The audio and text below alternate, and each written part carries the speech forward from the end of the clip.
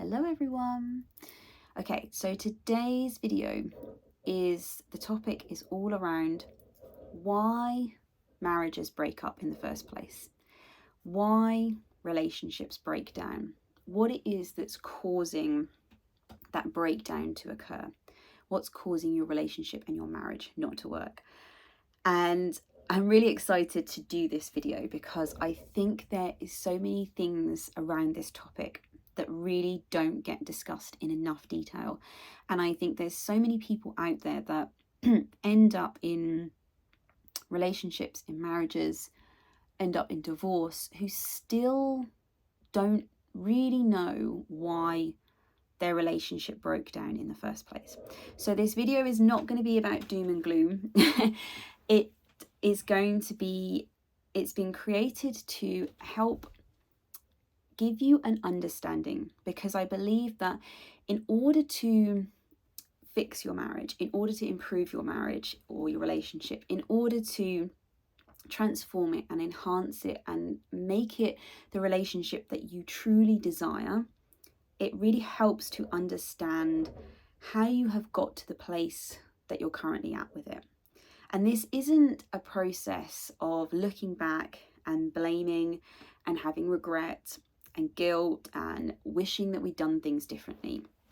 This is a really gentle process of looking back simply to understand ourselves, to understand our partner, and to understand how our relationship has evolved and changed throughout the years, and simply why it is the way it is now.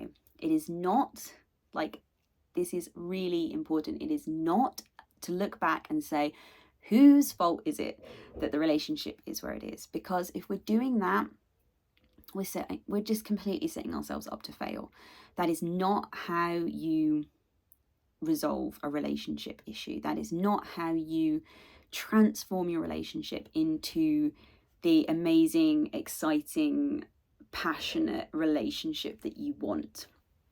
So this is really close to my heart, this topic, because I have gone through this completely myself. I have been with my husband for 13 years now. We've been married for 9 years, coming up this August. And we've also had 2 children in that time. And we've gone through a lot of things personally as well. We've gone through job changes, we've relocated, we've had all sorts of issues that life can just throw at you. And we were at that place. So I'm referring to notes because I'm rubbish with timelines and remembering dates of things, but I really thought this was like really interesting to share with you. So it all happened 4 years ago. So in 2019 was when I personally got to breaking point.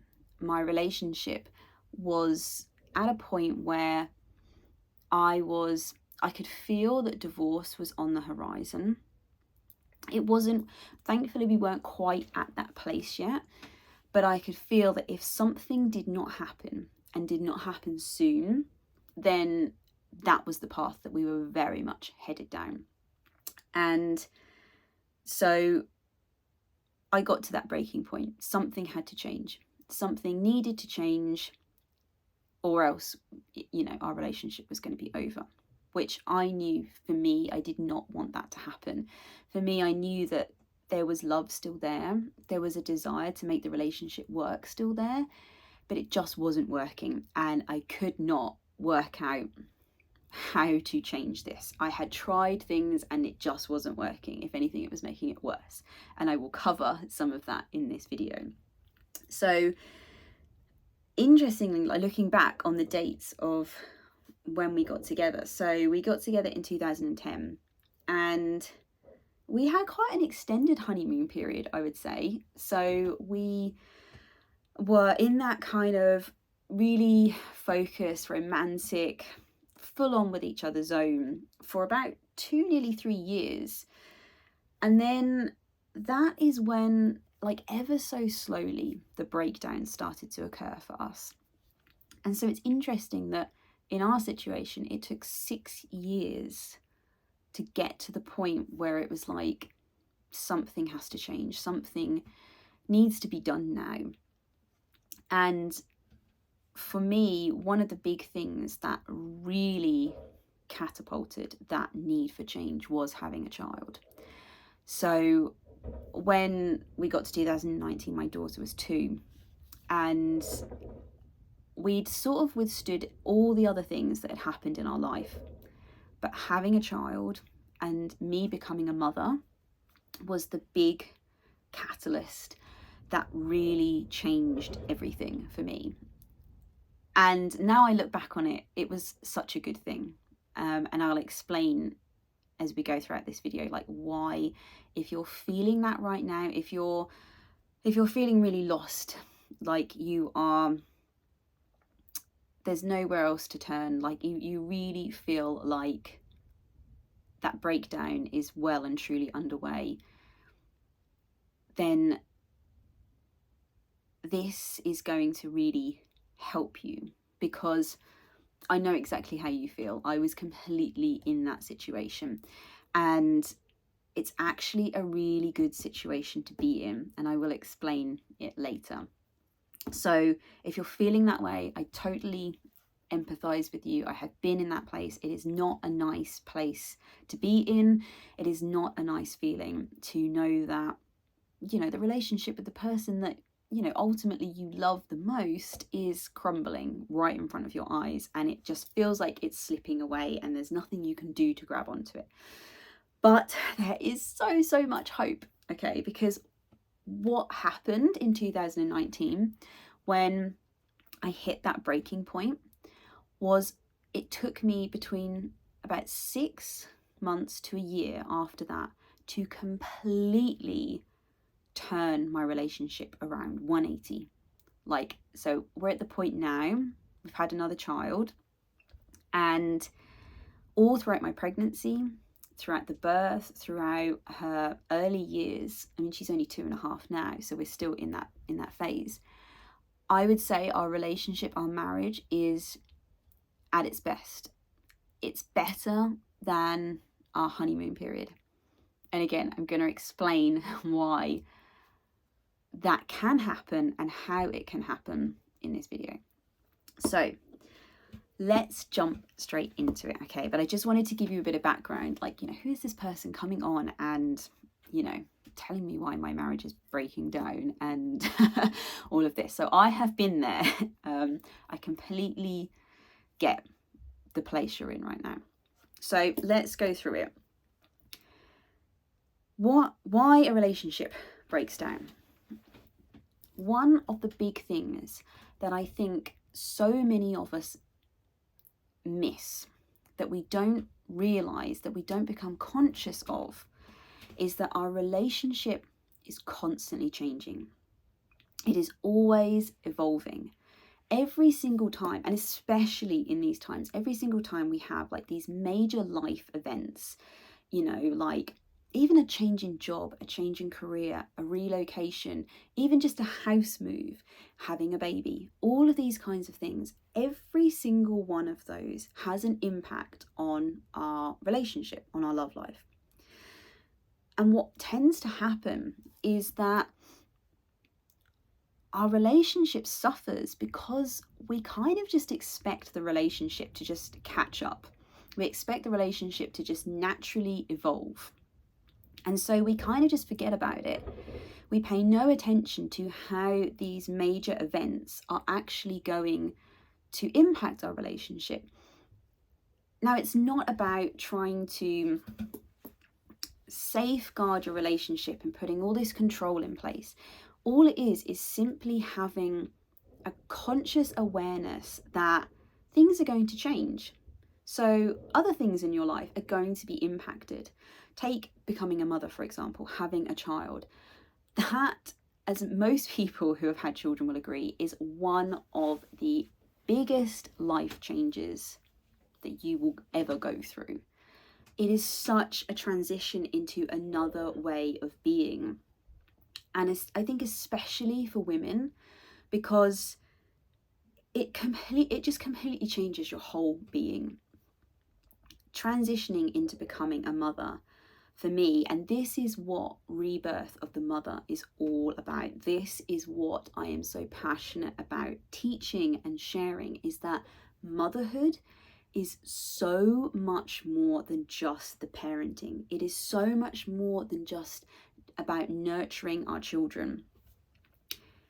When we become a mother, our entire identity shifts. And I don't mean this from a bad perspective, but what can happen is, if we aren't aware of this, this is where we start to become, we feel so unfulfilled as a mother. We desperately want to feel fulfilled and satisfied, because for a lot of us, motherhood is something that we have actively chosen. We have wanted to go down this path, and for a lot of us, it's been a dream, it's been a desire for a long time. You know, I remember being a little girl, and you know, all I used to do was play with my dolls, being mum, you know, and I knew from a very young age that, you know, it wasn't just play. Like, it was a strong desire that I had, was to become a mother. But it is such a profound shift. It's a shift in lifestyle, it's a shift in mindset, it's a shift in perception. And a relationship that does not have conscious awareness placed on it just can't withstand that kind of change, because it's too big a change. Now, I'm not saying that having a child ends your relationship, but in a lot of cases it does. And it is because there's no awareness placed on a relationship. All the focus is placed on raising the child, around having the baby. And of course, yes, you want to place focus on that. Of course, parenting is a massive aspect of being a mother. But for me, being a mother is about really, it's a chance to really delve deep into your soul and uncover everything that you desire. And all that you desire changes when you become a mother. I know that when I look at who I was before I became a mum to who I am now, it is a completely different person, and not in a inauthentic way. It's just, it is such a profound life experience that it changes you. And so how can we expect our relationship to just catch up with that when we are struggling to catch up with our own internalization of becoming a mother anyway? And like I said, this doesn't just have to be motherhood. This can be a career change. It can be a relocation, something major that happens in your family, like, you know, even the death of someone, you know, losing someone that you're very close to. All of these things, because our relationships, because our marriages they're supposed to be these really intimate experiences. They're supposed to be these really intimate connections. So how can something that's so intimate not be affected by these things? But this is what I'm so excited about, because I believe, especially from a motherhood point of view, and this is where Rebirth of the Mother comes in. This is why I've created this channel. This is why I'm creating all of this work and these teachings to pass on, because I have lived through that, and I have discovered how amazing and beautiful it is to really discover yourself through motherhood. It's like the door opens, and you know, you may have always been wanting to discover yourself before you became a mother. Of course you can do that without being a mum, but it's like it forces you to do that. And I think it also forces you to look at your relationship as well. So this is one of the main reasons that relationships break down, because they change, and we don't realize that. We don't appreciate that change. And what can happen as well is, when things start to break down, when communication starts to break down, when connection and intimacy start to break down, is we start to put our focus in the wrong place with our relationship. and I have done this a lot, we start to focus, we go to what we know instead of what we don't know, which, you know, it sounds logical, it sounds completely understandable. But what we do is we focus back on a time in our relationship when things were great. And it tends to be that honeymoon phase because it's such an intense, romantic, passionate kind of phase of our life that we resort back to thinking to there. And then we start to think, how can I get back there? This is what I want. I want to feel like this. How can I get that back? And this is where the pain happens. And like I say, I have done this. I did this for so long, and it was all I focused on was, how do I get that back? How do I, I want to live in a honeymoon phase. I really don't believe this idea that like the honeymoon phase is over. I really believe that if you want to have that kind of relationship with that level of intensity, with that level of connection and passion and intimacy and connectedness, it should not just be, diluted down to 6 months, a year, 2-3 years if you're lucky, and then that's it. Then you get a mediocre relationship after that.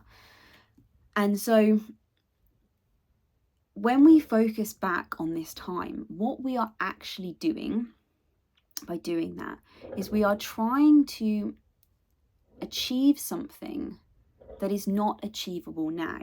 Now, I know that just sounds like it goes completely against what I just said, what I believe in. But the reason is because what we do is we try and recreate exactly what we had back then, rather than trying to focus on how we felt. What we want to do is we want to try and recapture how we felt during those moments in our relationship.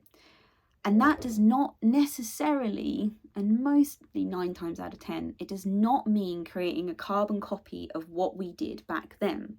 So in my case, for example, me and my husband first met at a rock concert, at a rock festival. And the people that we were back then are very different to who we are now.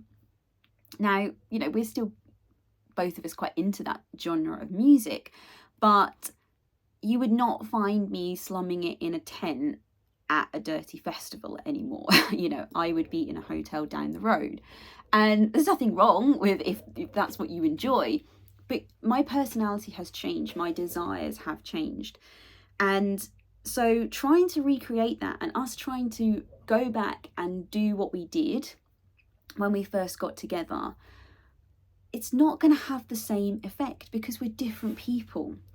And this is the trap that we fall into, is that we focus too much on the past and trying to recreate that, when really what we want to do is we want to focus on where the relationship is moving forward, which can be really difficult because you've got no reality to base it on. And that's the reason why we look backwards, is because we have a physical reality to base it on. We were like, well, we did this, we enjoyed these things, and this is how we felt. So logic should be telling us, well, let's just do that again, and then, we'll be head over heels in love with each other again. But it doesn't work that way. You have to focus on where you want the relationship to go forward, how you want it to grow moving forward. And in order to do this, this is where that deep inner work has to come in, because we have to know what we want from our relationship. We have to know where we want our relationship to go. If not, we can't direct it in that way. We can't move it forward how we want to. So this is one of the big things that I think trips up a lot of couples. And let's see, what else have we got? And this comes on to another point which I've got, which is around us not being conscious about how we feel about our relationship and where we want it to go, what we desire from a relationship, what we want from a marriage. Like, let me ask you this question. How much do you actually think about that versus how much do you focus on all the things that aren't going right? listen to your language when you talk to friends about your marriage. We all have a moan, like we've all done it. I've done it a lot in, girlfriend groups where, you kind of all get together and you just have a good whinge about your husband, about your partner, about your relationship. Listen to the language that you're using. It's language like, I'm not happy with this. If he could just do this, why does it have to be this way? We're focusing constantly on what we're seeing now, which it's an easy thing to do. It is much harder to train your brain to focus on what you want and where you want something to go than what is physically right in front of you in that moment. But this is such a key point to being able to change your relationship and being able to send it on a trajectory in the direction that you want it to go. So when you talk about your relationship, really just start to become conscious of what you're talking about. What are you focusing on? Because I bet you, if you're in this situation, and I did this as well, you're not focusing on what you want from a relationship. You're focusing on the absence of what you haven't got. And there's a big difference as to what focusing on those two different things actually does to your relationship. So this is the first big thing, is not being conscious of the relationship and recognizing that, and then shifting ourselves into becoming conscious of how we feel in our relationship. It's okay to focus on the things that we don't like, but when we focus on the things that we don't like, we need to be able to answer the question, what is it I do want then? Because there's no point in knowing what you don't want if you don't know what you do want. There's no point to that. All you do is you just end up in this vicious cycle of you just constantly keep focusing on all the things that you don't want, that you don't like, that this person is irritating you about, this person is not fulfilling you with. All of those things just become your focus, and that is then what your relationship just becomes.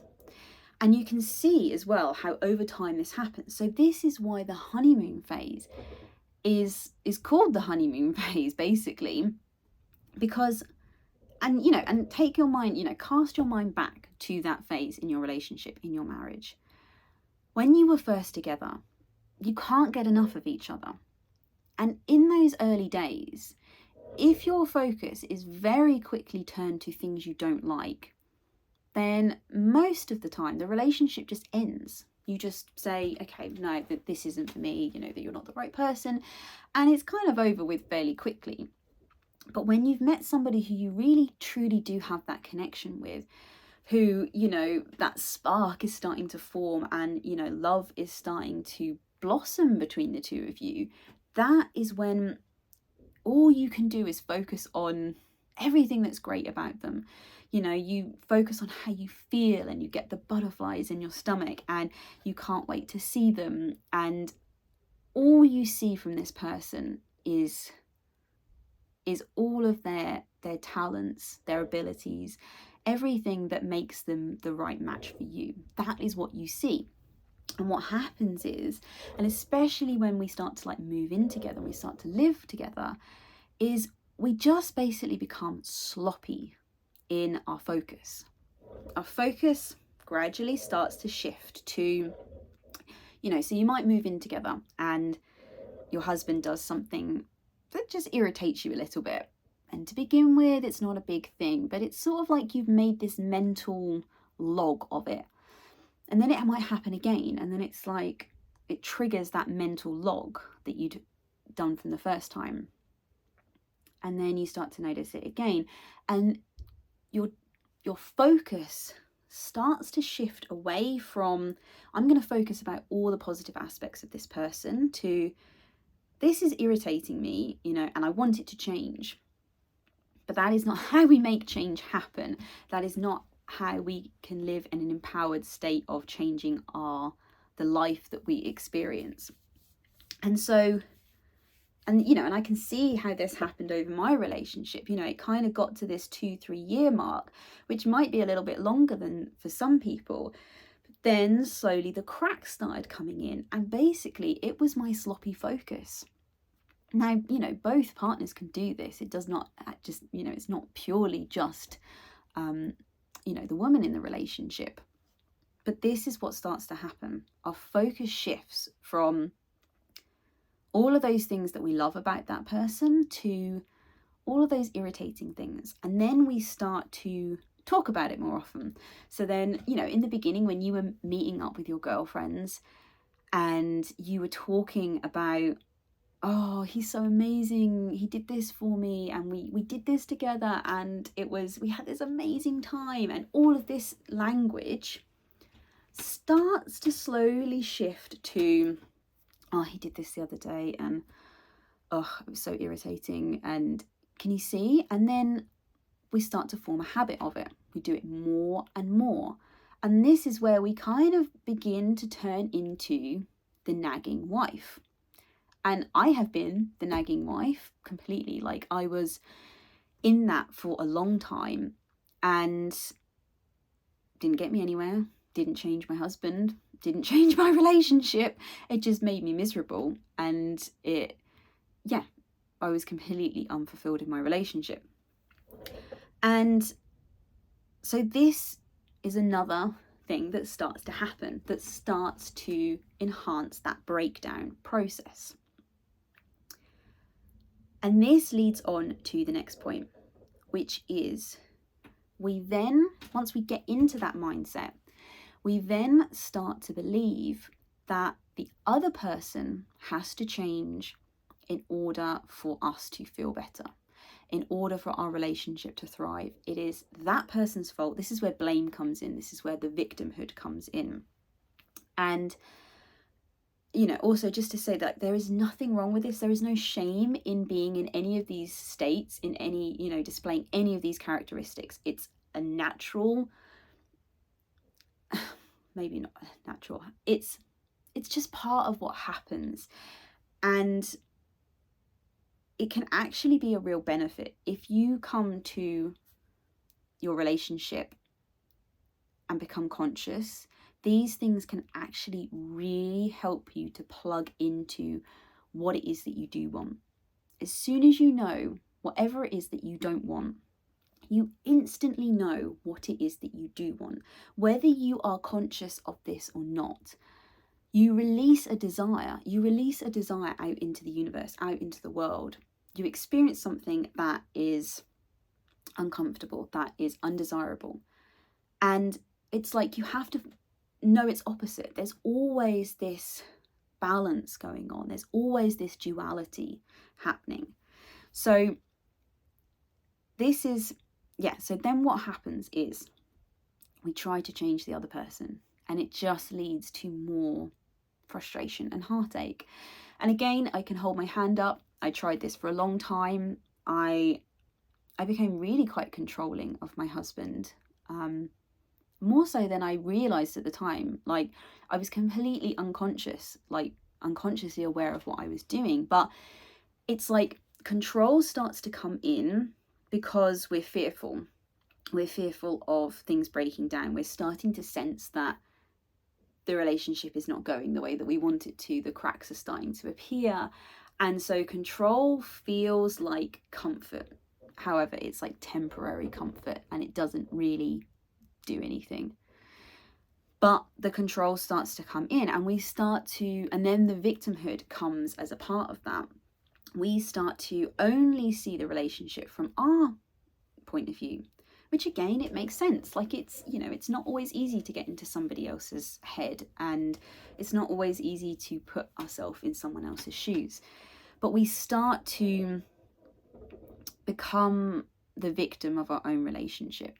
If he would just do this, if he would just change, then I would feel better. Then this relationship would work. And it starts to create more divide between the two of you. It starts to create more resentment between the two of you. And it starts to make it harder to reform that connection when we're in that space of blame. And when we're trying to push the blame away from ourselves. I always say that it takes two people to make a relationship, but it also takes two people to break a relationship. Everybody has a role to play. And even in the case of people cheating, the focus is placed all on the person that may have cheated, that may have broken the trust. But it's taken two people to break that relationship down to a point where that has happened. Now, I don't condone doing that action. I think that you can get to a point where you can hopefully have a conversation and decide to end a relationship before it gets to that point. However, it takes two people to break that relationship. Because if it didn't, then one of the couple would have ended it and walked away from it, or the relationship would have been turned around.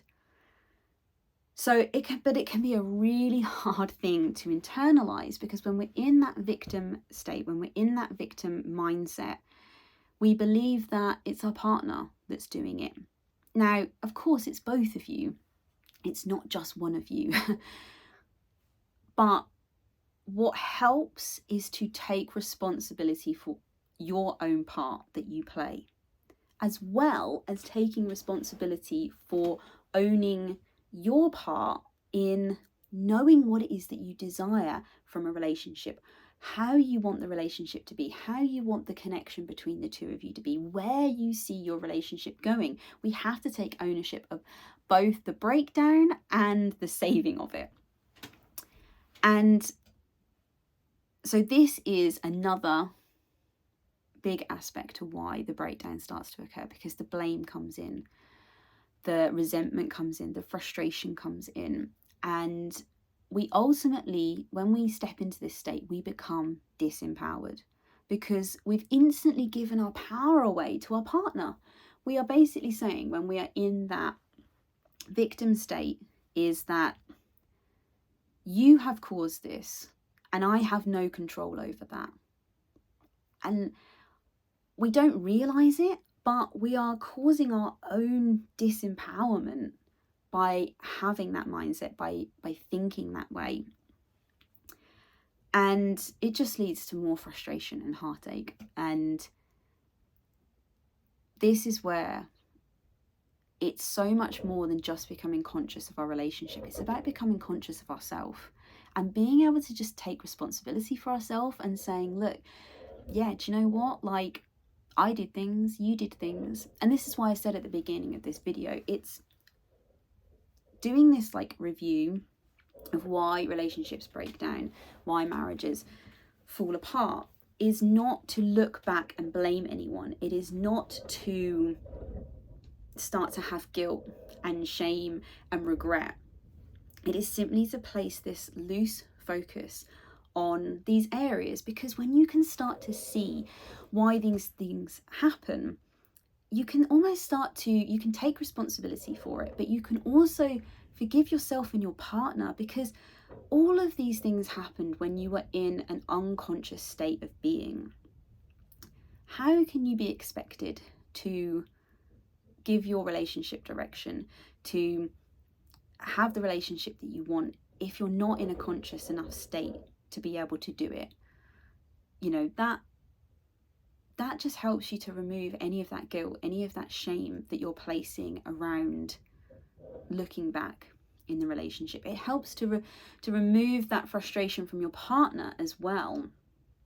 So this is another big area, another big reason. We start to lose our own empowerment. We place the blame on our partner, and in doing so, we've lost our own empowerment. We are saying to ourselves in that move, I do not control my life. This person controls whether I feel happy or not. And we want to start getting into a place where we realize and we start to practice and embody that no matter what this person does, it is up to me whether I am happy. It is up to me whether I am satisfied or whether I'm fulfilled. And yes, that is a process and it is a journey. It is not something that just happens overnight. There's a lot of like rewiring to do. But if you can come to the table knowing this and accepting it, this is going to do so much for your relationship. This was my big turnaround. And I will get into that a little bit later as to how I turned my relationship around, how our marriage completely flipped 180. So let's just have a look back at my list. Okay, so another thing that starts to break down is, so connection is starting to go. Intimacy is also starting to change. So in some cases, it might not have completely stopped. And even the frequency might not have stopped, but the enjoyment of that intimate time together is starting to become less enjoyable. It's not really something that you're looking forward to. Now, I'm really like speaking to women when I'm saying this, because for men it is very different. Intimacy, sex for men is a very different experience to what it is for women. And I mean, maybe I should go one step further and saying it's very different for a masculine energy to a feminine energy. And when I say this, please do not confuse the word masculine and feminine with male and female.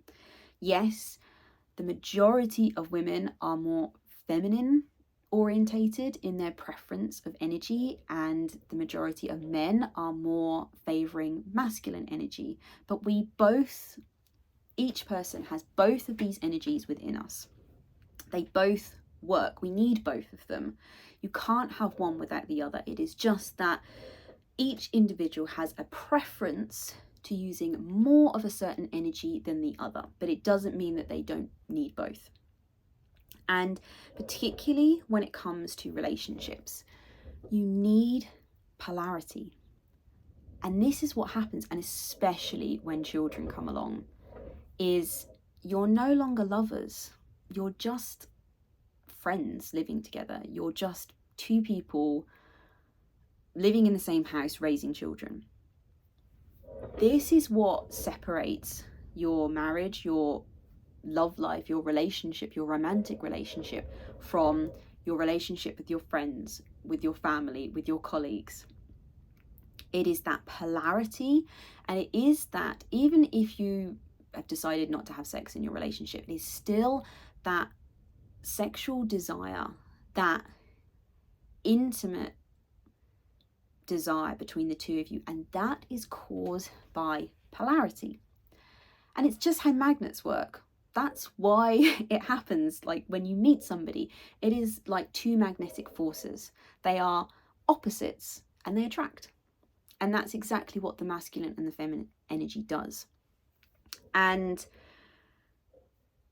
what happens is when the intimacy starts to break down, when it starts to not become enjoyable, when it becomes kind of non-existent, when it also becomes something that you don't desire, you're kind of you're moving your relationship into new territory. You're moving your relationship into more of this kind of coexisting relationship rather than a marriage, rather than a romantic relationship. And I know also from my own experience, for women, this is really difficult, and especially after you've had children. There's lots of things that happen that really affect our libido. And let's be honest, it's kind of difficult enough as a woman where is it? I read a quote once. I think I've got it still. Where was it? Because this really helps sum this up.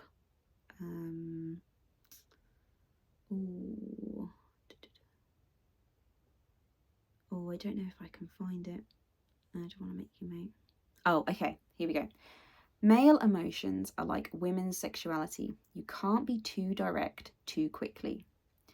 And this is true. You know, women, you know, we like to be warmed up. We don't just, for men, and again, this is not all men, this is kind of stereotypically, this is men that really like to reside in that masculine energy.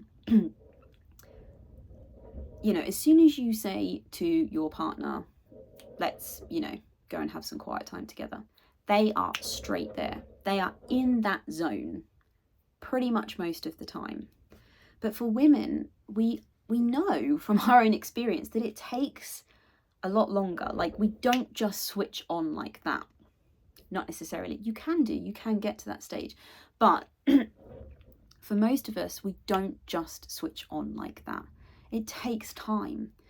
And when children come into the mix, where do we find that time to get ourselves into that space, into that mindset where we want to do that? Most of the time we feel exhausted because having kids, it doesn't matter how you parent, it's an exhausting thing. It's a full-on job. It doesn't mean it doesn't have to be enjoyable, but it's full on. It's physically demanding, it's mentally demanding, and emotionally demanding. And at the end of the day, most of us just get to this place where the last thing we want to do at the end of the day is to get down and dirty with our partner. It's just not what we want to do. We just want to chill out on the sofa or go to bed. And so intimacy starts to break down. And the whole roommate feeling starts to creep in. You're not acting as lovers anymore. You are simply just two people who are existing in the same household, who have the same goal, which is to raise your children. But this is where all of the juiciness and the passion and the excitement just completely dwindles. So, and what happens is, and I'm going to put the link to this in the description. So there was a book that I read, and this really kicked off my journey towards changing my relationship. It is called How to Improve Your Marriage How to Improve Your Marriage Without Talking About It. And I will put a link to the book on Amazon so you can go and check it out. Because this book completely changed my mindset around relationship. It changed a lot around my own understanding of myself and behaving in a relationship. And one of the key points that I pulled from that book at the time was there's a section in there that talks all about libido, and it shows this difference between men and women's libido. And it's kind of like this, from what I can remember, it's like this graph that it shows for a woman, and how much time it can take to actually get a woman into a place where she really wants to be intimate. And just having that understanding of that, and also kind of not feeling like I was broken, because there would be some times where I would just be like, why don't I want to do this? Why, I love my husband, but and we used to have lots of enjoyable times together, but why is it like now that I just don't have the energy, I don't have the desire to want to do any of that? And so reading that for me really helped to make me feel less broken in that area and to really understand it. And like I was saying at the start of this video, once you understand these things, then you can work with them. Then they no longer become this mystery, and you are actually able to then start making tangible steps towards improving your relationship. And so this is a big thing that happens in the breakdown. And when you talk to most people who have separated, it was kind of, they got to the point where it was non-existent. They were just two people living together. And this is why it can feel scary, because these breakdowns don't just happen like straight away. They happen over a long period of time. It takes experiences, it takes situations for this breakdown to start to occur. So again, it's an area that we're just not conscious of. We're not aware, and we're not taught this stuff either. I mean, unless we were lucky enough to have parents who embodied this themselves or who spoke about it. But if you're like most of us, you know, intimacy sex was something that was like completely taboo. It just wasn't talked about. It was an awkward subject. It was kind of one of those things that was just accepted, that, you know, it's what happened and it was part of a relationship, but there's not enough spoken about it.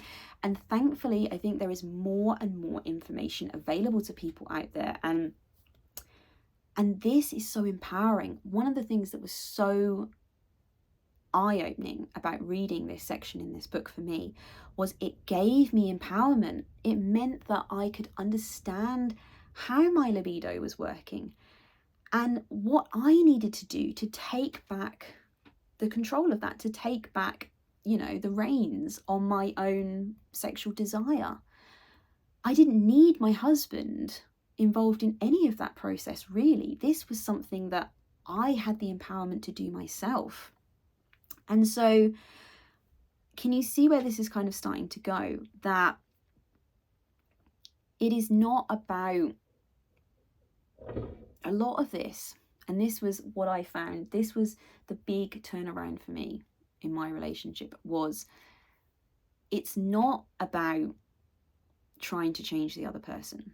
It just does not get you anywhere. And the more you try to change someone, the more they resist. I mean, you know, we can probably all remember like having experiences of that as a child or a teenager, where our parents tried to force us to do something. They tried to, you know, sort of coerce us into being a different version of ourselves than what we really wanted to be, and how we pushed back big time. And again, this just creates more and more separation between the two of you. And this was my big, you know, my big turnaround. So 2 years ago? I don't know, 4 years ago now.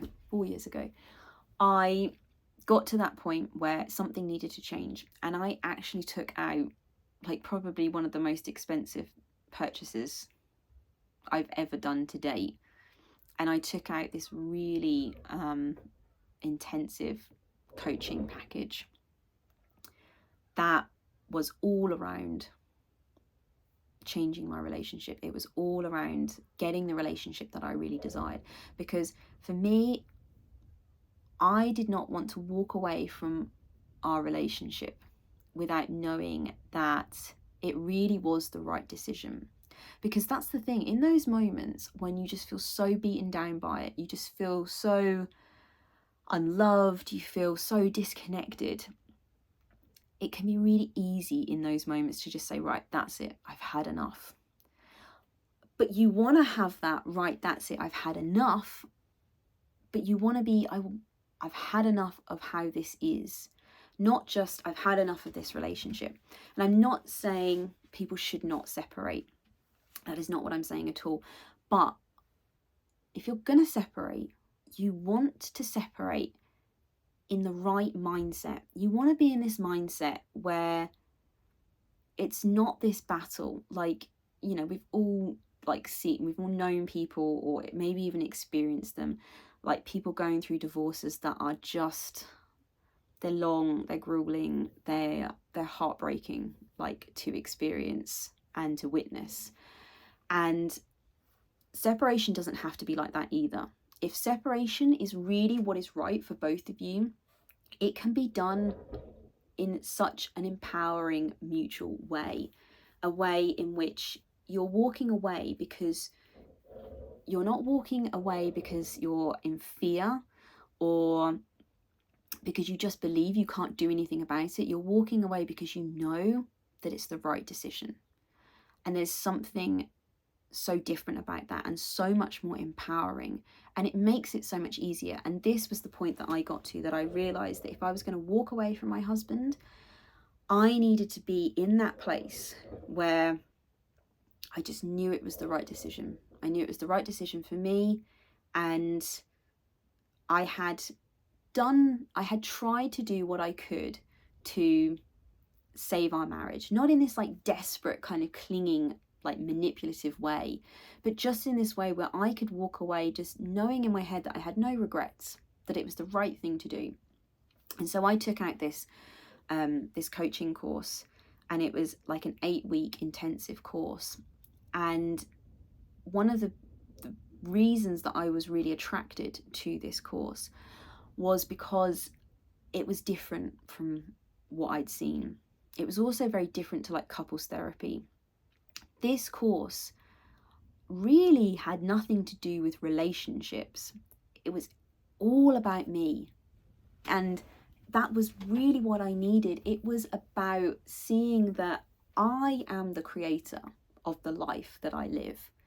I create my experiences, and I needed to get back into that empowered place and to stop the victimhood, to stop the blame and losing my empowerment to my partner, and come back into this place where I was taking charge of the life that I was living.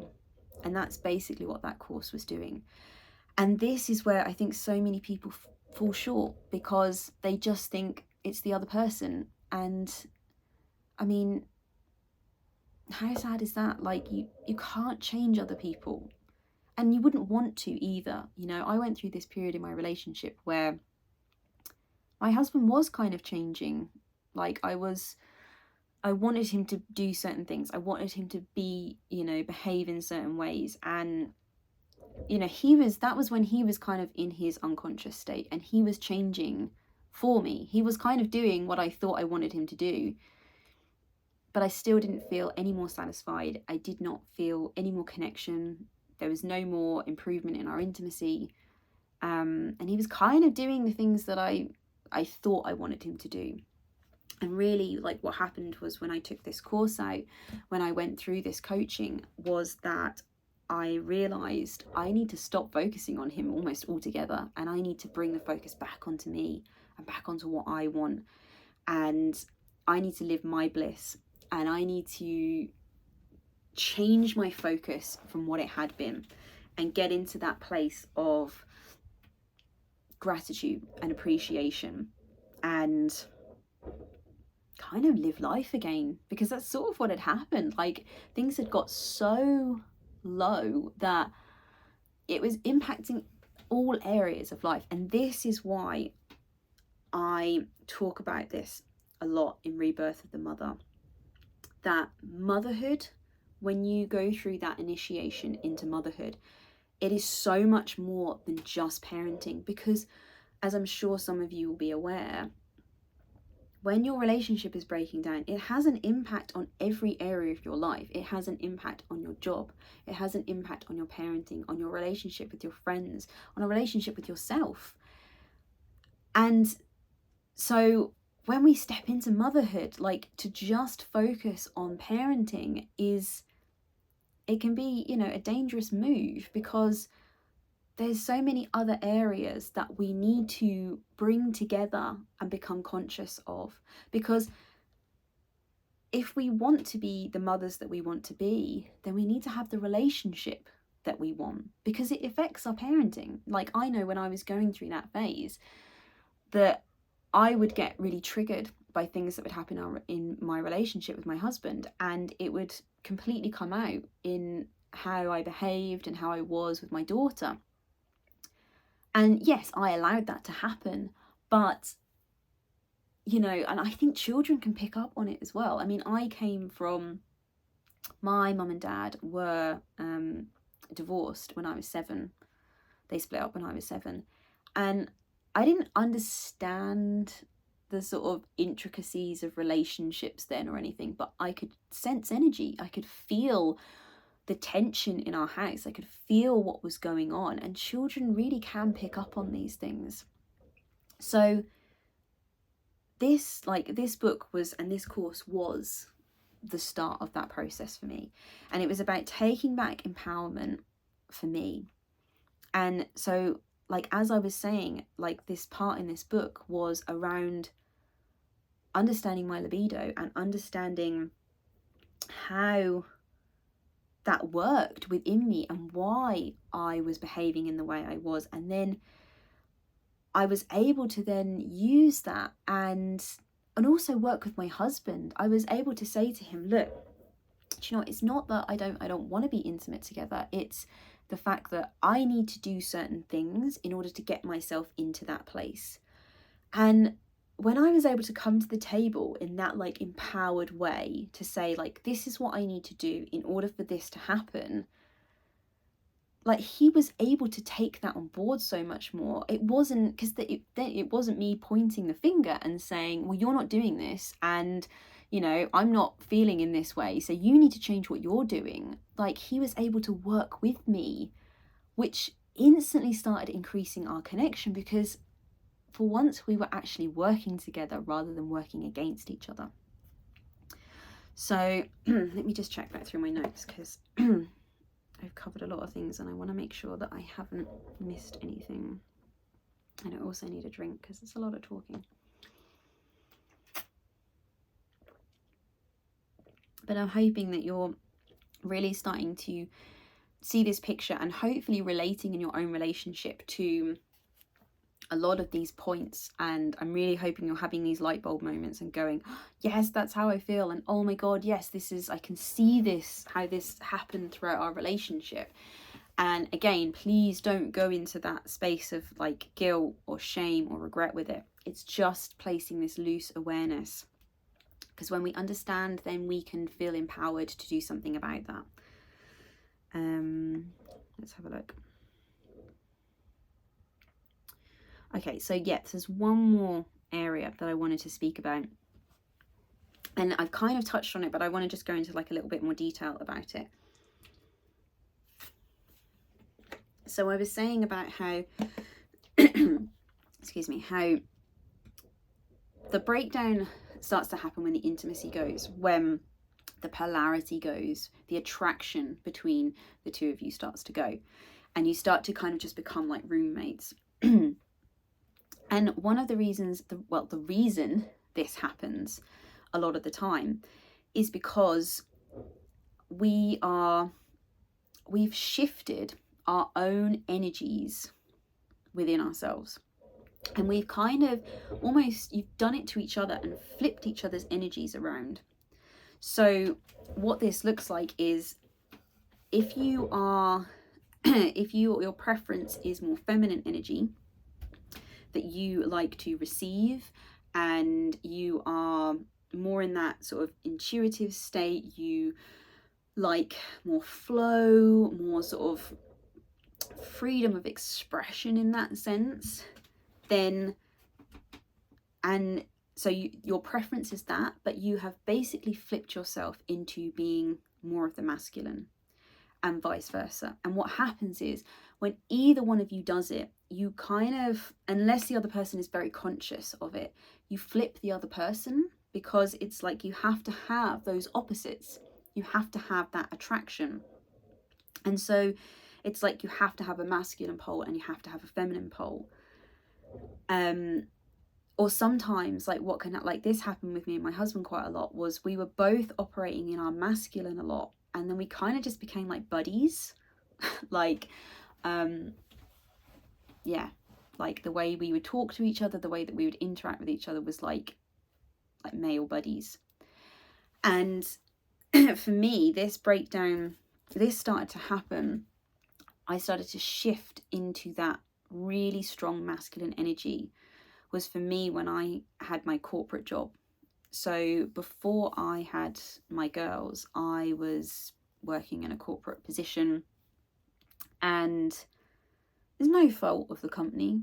Like, you know, I was completely unconscious to the fact that I was operating in this way, but I was like, all day I was in this really like heavy, like, it was all about structure, it was all about strategy, it was all about direction, like all of that really strong masculine energy, which is great. I need to have that within me, But because I was unaware that this was happening, I was coming home and just like remaining in it.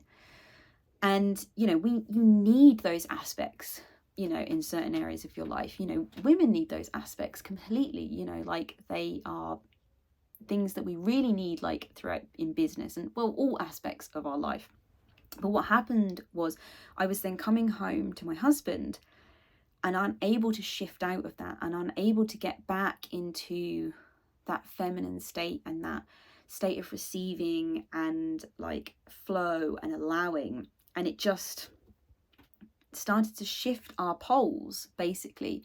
And my husband, so I ended up like being the one who I was organizing everything. I'd basically turned into the provider. And I could see that my husband was also unsatisfied and unfulfilled because he was operating more in his feminine and he didn't want to be. He wanted to be in his masculine, but we were kind of like switching each other about, and it was it was, you know, an element to that disconnect that started to happen between us. And especially in intimacy, like this is where it really shows up. If you really want to understand that concept of the masculine and the feminine energy, is intimacy is a great place to observe this happening. You know, it's giving and receiving, you know, it's very visible in that area. And you know, if you want more like on this area, definitely check out someone called David Dada. His work is amazing on this, and it really explains, and it touches on it in that book as well, How to Improve Your Marriage Without Talking About It, that men and women, or you know, masculine people with a more masculine preference and a more feminine preference, have different desires of how they want to experience things in life. And you know, this happens in same-sex relationships as well. And if anything, like people in those relationships are actually better at it because they sort of almost have to be more conscious of it, because they haven't got the male and feminine identity almost. They really have to focus on energy, and it's almost a lot clearer to observe in same-sex relationships who has more of a preference for the feminine energy and who has more preference for the masculine energy. Whereas because we don't want to obviously place male or female to these energies, which we shouldn't, because you know, you can have relationships where the male is more of a preference to the feminine energy and the woman has more preference to the masculine energy. Most of the time it does follow suit that the masculine energy, the male prefers the masculine energy and the female prefers the feminine energy, but it doesn't have to be that way. And so when we can't get into that place where we're operating from the energy that we really desire to be in and that we enjoy operating from, we start to become disconnected with our partner. That's when the roommate syndrome starts to occur, basically. And so again, this is just something we're not aware of. It's just not something that we're taught. It's not something that we see, that we necessarily see like our parents embodying.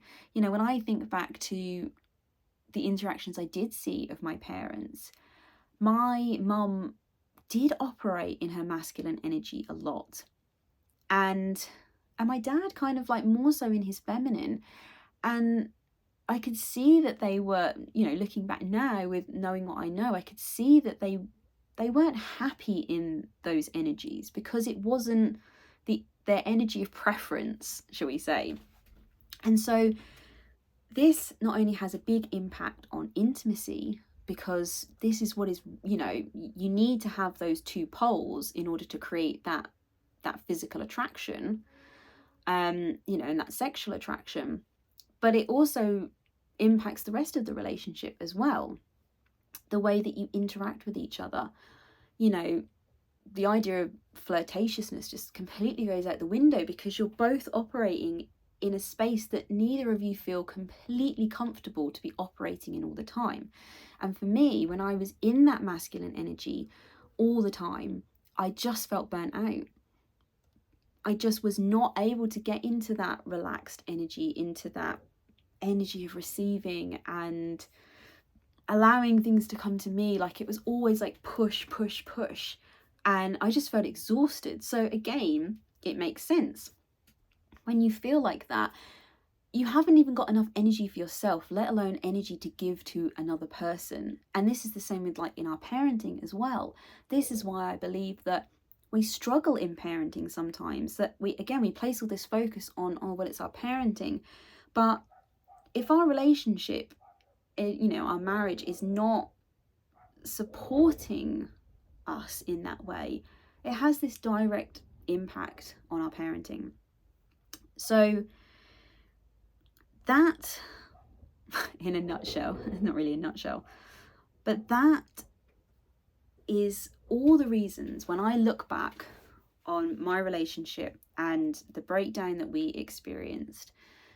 These are all the things that occurred in our relationship. Now, it doesn't mean that your relationship is going to have every single one of these, but I'm pretty sure there's going to be an element of some of these, the majority of these occurring in your relationship, if you're at that point in your relationship where you're just feeling that breakdown and that disconnect. And so I really hope this video has given you some insight and some new topics and new ideas to go away and just think about, just to mull over and play around with in your own head.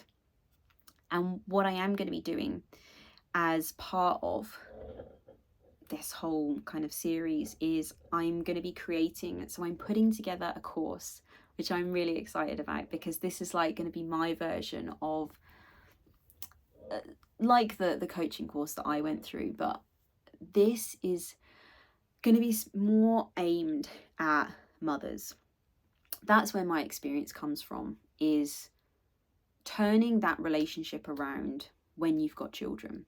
Because as I've mentioned several times throughout this video, motherhood is so much more than just parenting, than just nurturing our children. And our relationship plays such a big part in being a mother. Our relationship changes when we become a mother.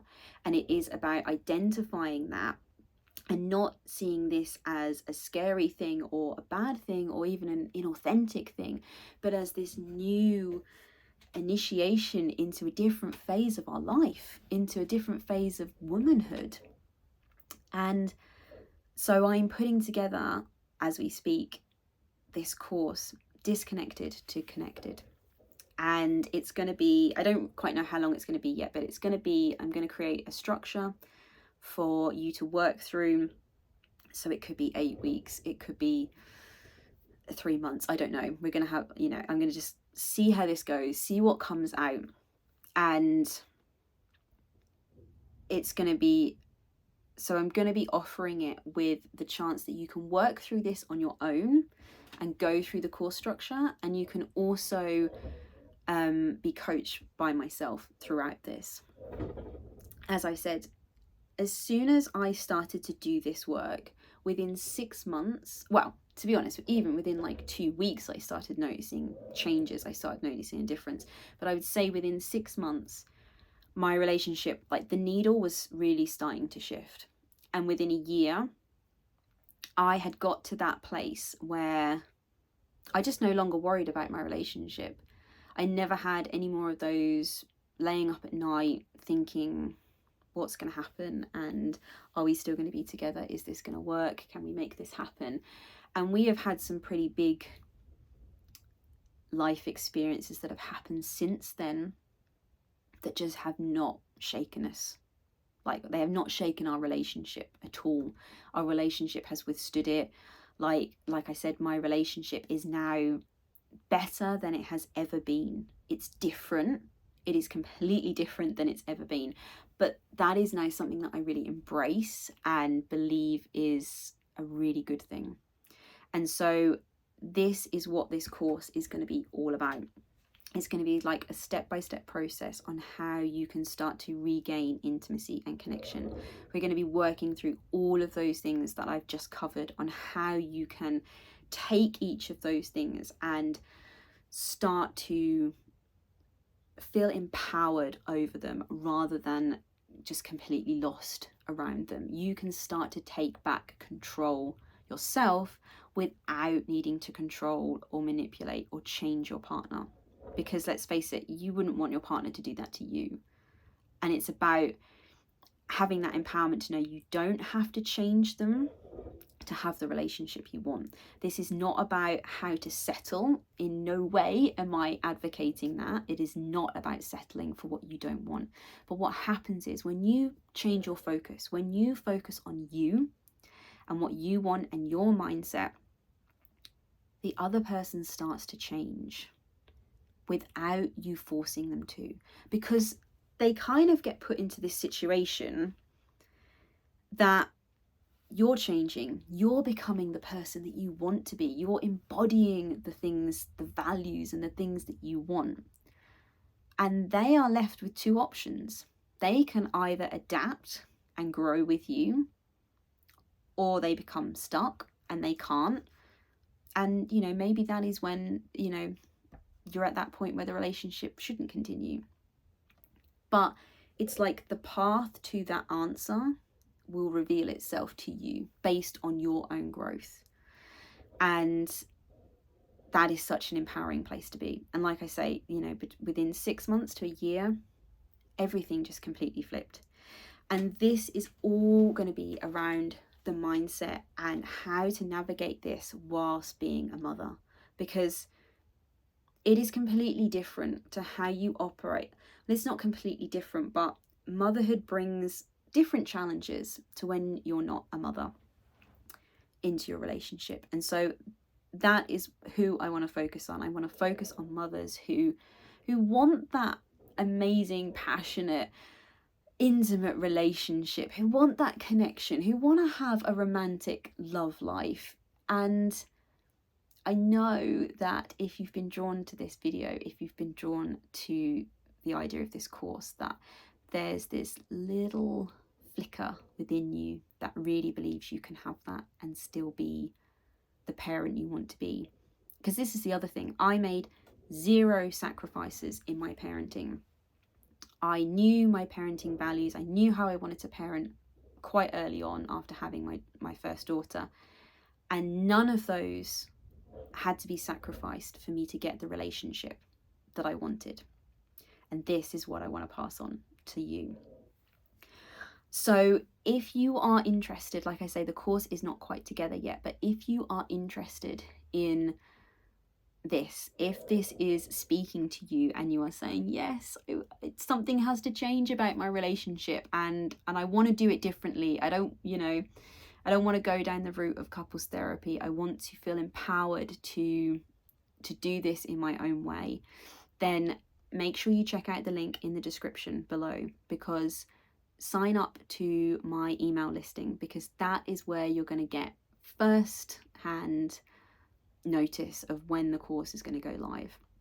And also, if you're not already, make sure you subscribe to Rebirth of the Mother, because I'm going to be doing lots more videos like this to kind of give you some little teasers and bits of helpful information along the way before the course actually goes live. And when it does go live, I might take down some of the videos from YouTube. We'll have to see. There might be some that I feel are going to be really important to keep up there for people, but this could be one of them, because it's just got such vital information in it, basically. So make sure you go into the description box and you can check out the link to that book, because that's a really good place to start if you're interested now how to improve your marriage without talking about it. And in the description you'll also find a link to sign up for my email newsletter, where you will get first-hand notification of when Disconnected to Connected goes live. And is there anything else? And make sure you subscribe so that you can stay alert of more videos around this topic. and also other topics that I'm going to be doing on rebirth of the mother. So there's going to be a lot around like what I believe the 3 pillars of like motherhood are, and there's going to be a lot of mindset work around there, a lot of empowerment around rebirthing your mother, like the mother within you, and how she is so much more than just parenting. So if that excites you, if that is drawing your attention, then I'm excited as well. And I'm going to end it there, and I will see you in the next video. Have a beautiful day, everyone.